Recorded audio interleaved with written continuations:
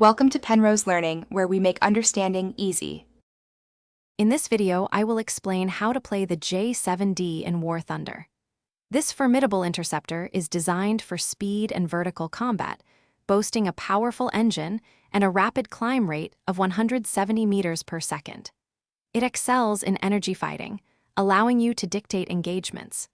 You'll find its 4 potent infrared missiles are crucial for securing kills from a distance. The J7D's primary weapons are its 4 infrared missiles, either PL-5BS for range or PL-7s for close-in agility with 35 G-pull.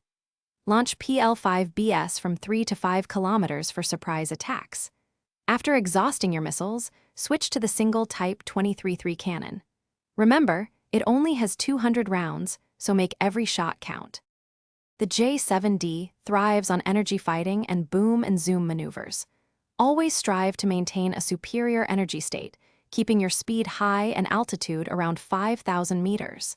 Dive on unsuspecting enemies, fire your weapons, then climb rapidly back to safety. Never engage in prolonged turning battles. This aircraft loses energy quickly in such situations. Situational awareness is paramount for J7D pilots.